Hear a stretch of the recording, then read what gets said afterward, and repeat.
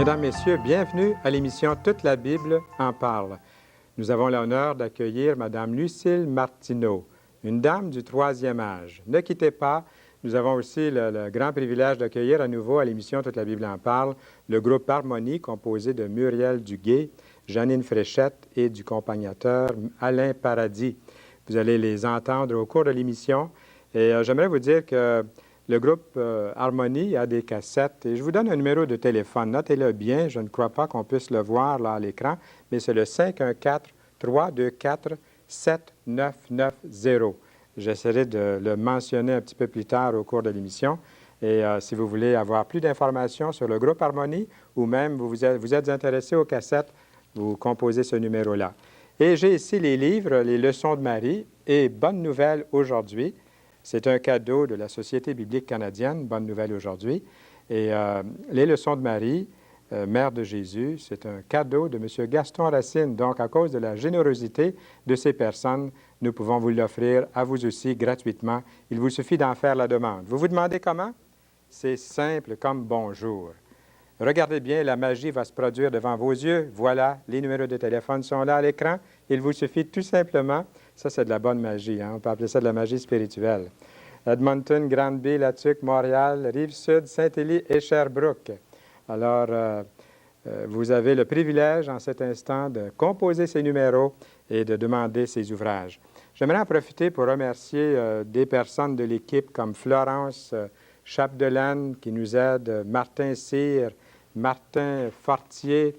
Nous avons aussi Daniel Gamache, Réal Lacombe. Et un petit peu plus tard, au cours de l'émission, je vais mentionner d'autres personnes qui nous aident ici régulièrement, bénévolement, à Toute la Bible en parle. Un gros merci aussi à Vidéotron. Et sans plus tarder maintenant, nous allons nous rendre auprès de cette vénérable dame, Mme Lucille Martineau. Bonjour, Mme Lucille Martineau. Bonjour, M. Saint-Louis. Ça va bien? Oui, ça va bien, merci. Bon, on va avoir un bon entretien ensemble. Ça fait plaisir. Je vous connais un peu, je vous ai déjà rencontré dans des réunions un petit peu partout comme ça, mais j'aimerais prendre cette occasion pour mieux vous connaître aussi. J'aimerais que vous nous parliez de vous-même pendant quelques instants, vos activités, ce que vous faites présentement. Présentement, bien, je suis grand-mère, je suis mère de famille. J'ai 24 petits-enfants. 24 petits-enfants. Est-ce que vous connaissez tous leurs noms? Oui. On ne vous demandera pas de les nommer. Non, parce que ça prendrait beaucoup de temps. Oui. Et vous avez eu plusieurs enfants aussi? Oui. J'ai eu 8 enfants. J'ai eu 8 enfants vivants. Maintenant, il m'en reste 7. Et mes activités, bien, je vais évangéliser dans les foyers de personnes âgées. J'ai fait du porte-à-porte. Et je suis remplaçante à l'école du dimanche. C'est difficile, ça, tout ce que vous venez de mentionner là. Faire du porte-à-porte, ça veut dire qu'avec une compagne, vous allez visiter des personnes qui désirent avoir une visite. C'est justement ceux qui désirent qu'on aille les visiter pour parler du Seigneur Jésus. Oui. C'est un plaisir de le faire avec une sœur dans le Seigneur. Oui. Et puis, on y va en groupe aussi. On est 5. Et puis, c'est vraiment... moi, j'aime ça beaucoup. Ça doit être très stimulant. Quand vous parlez de faire l'école du dimanche, vous êtes une grand-maman. C'est certain que vous connaissez les enfants puis vous les aimez beaucoup. Vous faites l'école du dimanche, c'est-à-dire, c'est pas tout le monde qui connaît ça, l'école du dimanche. C'est une classe où vont les enfants le dimanche à l'église. Oui. Et vous êtes remplaçante. Ils ont quel âge, ces enfants-là? De 6 à 8. De 6 à 8 ans, oui, ce sont les tout petits. Oui. Ils vous aiment beaucoup? Ah oui. Ils voient une grand-maman en vous. Bien, il y en a une de mes petites filles qui fait partie de la classe. Et puis, elle est très contente quand c'est grand-maman qui y va. Ça doit. Qu'est-ce que vous leur enseignez? Est-ce que vous suivez quelque chose en particulier? Oui, là, c'est une histoire de David et Jonathan. Ah oui. Les deux grands amis. Et là, il y a Saül qui n'aime pas tellement Jonathan, qui est jaloux. Alors, c'est mon histoire que je vais raconter demain. Oui. Il y a à peu près une trentaine d'années, Mme Martineau, est-ce que vous vous auriez vu comme vous êtes maintenant, là? Est-ce que Non, vous- mais jamais? je cherchais beaucoup. Oui. Je cherchais le Seigneur. Comment viviez-vous il y a plusieurs années? Euh, J'étais une mère de famille j'avais 8 enfants vivants. Nous étions pratiquants. Vous étiez assez religieuse comme ça? On Vous était alliez assez aux religieuse, offices régulièrement? Oui, ah oui, on Est-ce que manquait rien. votre famille aussi, tout le monde allait à Oui. l'église? Moi, Oui. chez moi aussi, mon père et ma mère étaient pratiquants. Et puis, ensuite, moi, je trouvais que, tu sais, il y a eu des changements, tout ça. Pour moi, je cherchais le Seigneur, ce qu'il n'y en avait pas de changement. Où je pouvais être près du Seigneur, que je pouvais lui parler comme on parle à notre père, à notre frère, avoir un dialogue avec mon Dieu. Puis vous n'en aviez pas de Non, dialogue? j'en avais pas. Puis vous auriez aimé Quand en même avoir? que je priais, je n'arrivais pas à rejoindre mon Dieu. Et puis, Vous faisiez sans doute des prières que vous aviez apprises, oui, c'est justement, c'était mais vous auriez voulu arrêter peut-être à un moment donné, puis lui me parler. confier à Oui. lui. C'est ce que je voulais faire, Ah oui. me confier au Seigneur. Et ça, j'arrivais pas à le rejoindre. Et puis, je cherchais, je dis, un jour, Seigneur, je vais te connaître. Et puis, c'est ce qui est arrivé. Oui. Avant de parler de ce grand jour dans votre vie où vous avez connu le Seigneur Jésus-Christ d'une manière personnelle, c'est pas que vous avez, ce n'est pas une religion, une secte Non. que vous avez appris ou accepté, mais c'est vraiment une personne. C'est une relation avec une le relation Seigneur. avec le Seigneur. Oui. Mais avant d'en arriver là, Madame Martineau, est-ce que vous pouvez vous souvenir dans votre vie du passé quelle fut la plus belle ou la plus grande expérience spirituelle sans vraiment avoir rencontré le Seigneur? Il y en a qui vont dire, bien, c'est la première fois que je suis allé à l'église ou la première fois que... Est-ce qu'il y a quelque chose dans votre vie que vous vous rappelez qui était, disons, le summum, sans avoir encore vraiment rencontré le Seigneur, mais c'était pour vous le plus près? Est-ce qu'il y a un moment comme ça? Peut-être pas. Peut-être qu'il y a quelque chose. Mais moi, c'était à mon mariage. À votre mariage, bon. Est-ce qu'on peut en parler un petit peu? Qu'est-ce que c'est qui faisait que, pour vous, vous vous sentiez plus près de Dieu à ce moment-là? Ou... Bien, quand le prêtre a dit, vous êtes mariés devant Dieu et devant les hommes, devant Dieu, j'ai dit, c'est quelque chose de très grand. Et Dieu en est témoin. C'est ça qui m'a fait penser que je pouvais m'approcher de lui, mais je ne sais pas comment ça se faisait, que j'arrivais pas à m'approcher de lui. Je sais que j'étais, comme tout le monde, une pécheresse. Et puis je faisais des choses qui n'étaient vraiment pas bien aux yeux de l'Éternel. Comme je lisais dans les lignes de la main. Ah oui? Je lisais dans la tasse de thé. Je tirais aux cartes. Est-ce que ça arrivait des fois? Est-ce que ça se produisait des fois, ce que vous prédisiez, là? Est-ce que ça... Des choses qui arrivaient, oui. Il y a des choses qui arrivaient, oui. Oui. Et puis, c'était à des amis, à la parenté et des voisines. Puis, là, c'est ça qui m'éloignait du Seigneur, mais je ne savais pas dans le temps. Et puis, mais c'était une chose que quand j'ai su qu'est-ce que ça voulait dire... Bien, on va en parler parce que je pense que vous avez tellement hâte. Je vois que vous avez tellement hâte d'en arriver à dire qu'est-ce qui a fait tout ça. Puis vous nous avez gardé un suspense aussi, là, Oui. depuis le début. On va en parler maintenant. Vous vous souvenez de ces moments-là où votre vie a été transformée, vous avez accepté le Seigneur Jésus-Christ dans votre vie. J'aimerais ça que vous nous parliez librement de qu'est-ce qui est arrivé, Mme Martineau. C'est mon fils, Daniel, qui...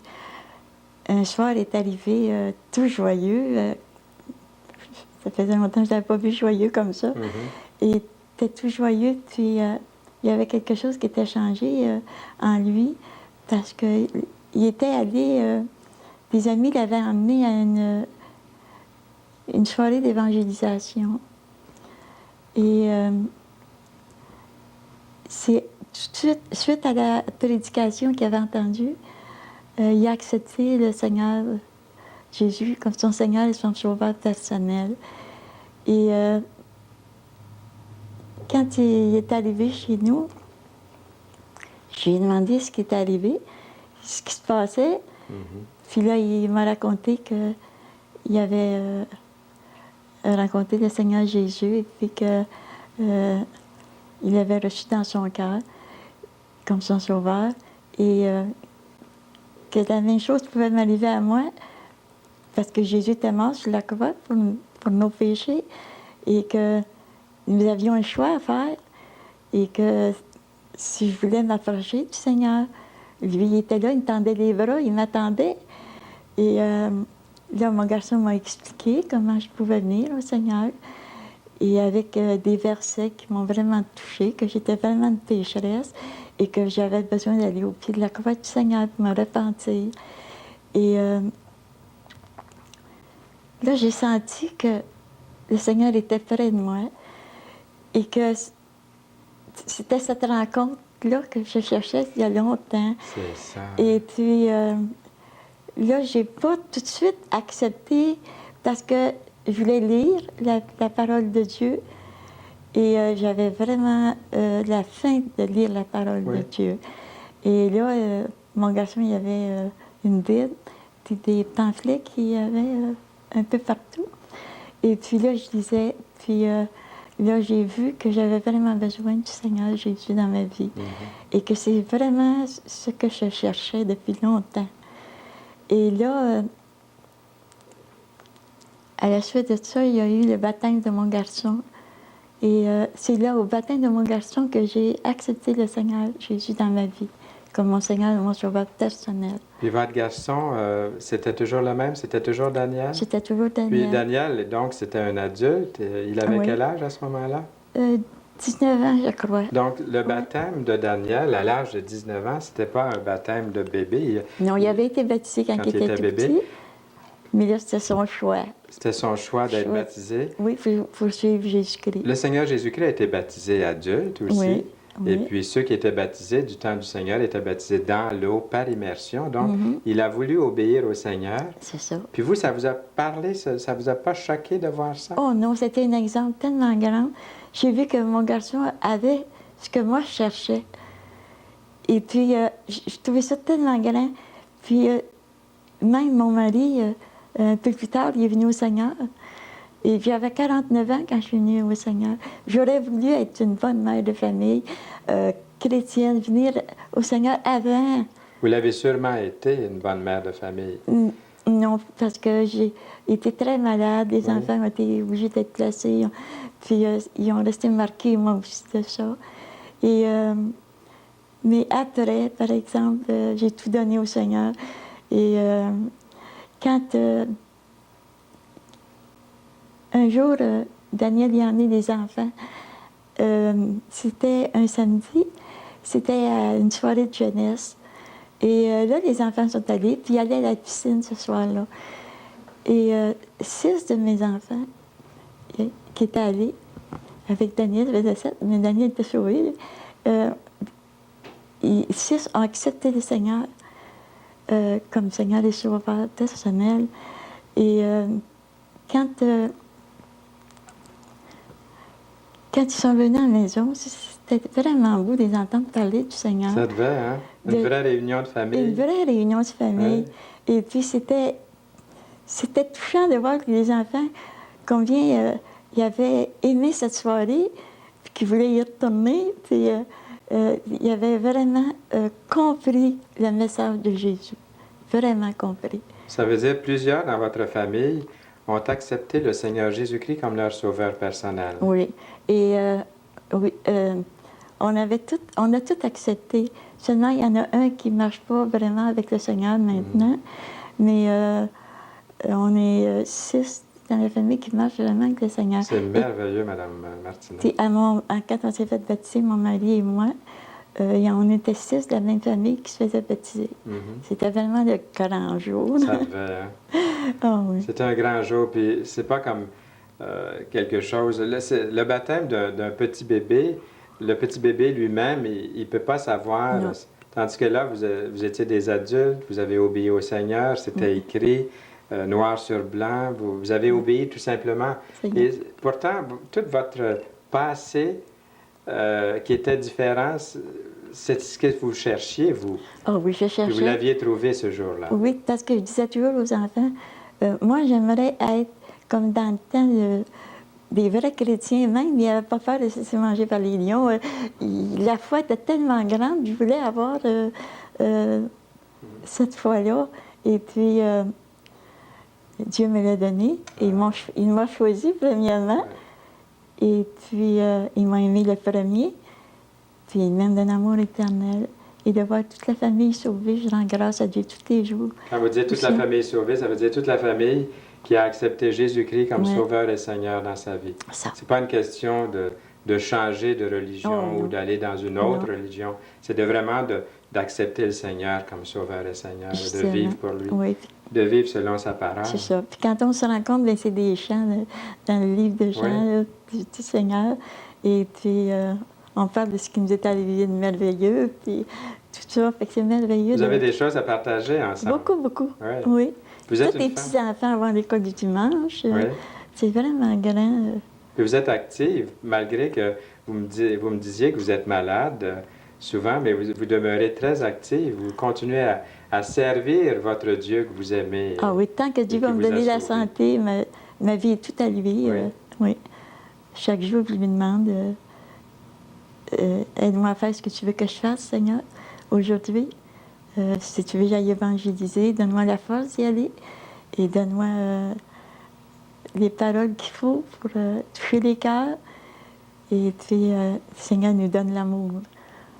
Vous avez une Bible dans vos mains, puis je vois qu'elle est usée un peu. Oui, ça veut dire que vous la lisez fréquemment. Ah oui. Est-ce que vous auriez voulu nous lire quelque chose de la parole de Dieu? Oui. Il y a un verset qui vous touche en particulier? Il y a le psaume 139. Oui? Oui. Vous voulez nous lire quelques versets? Oui. Éternel, tu me sondes et tu me connais. Tu sais quand je m'assieds et quand je me lève. Tu fais naître de loin ma pensée. Tu sais quand je marche et quand je me couche. Et tu fais naître toutes mes voix. Car ta parole n'est pas sur ma langue, que déjà, ô Éternel, tu la connais entièrement. Tu m'entoures par devant et par derrière. Et tu mets ta main sur moi. Une science aussi merveilleuse est au-dessus de ma portée. Elle est trop élevée pour que je puisse la saisir. Où irai-je loin de ton esprit et où fuirai-je loin de ta face? Si je monte aux cieux, tu y es. Si je me couche au séjour des morts, tu vois là.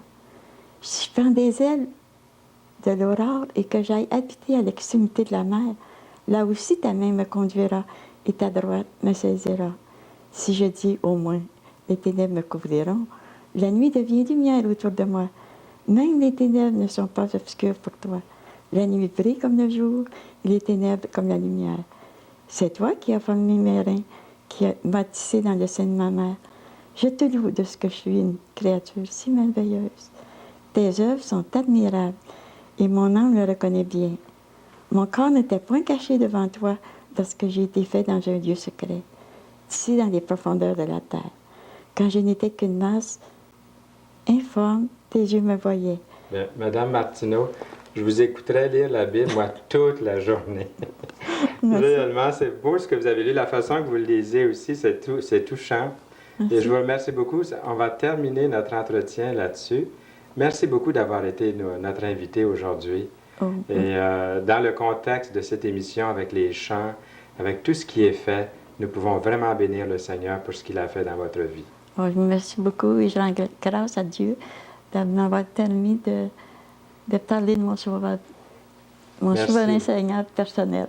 À bientôt, Madame. Merci. De retour en studio, c'était la petite dame Lucille Martineau qui nous a fait tellement plaisir de rencontrer.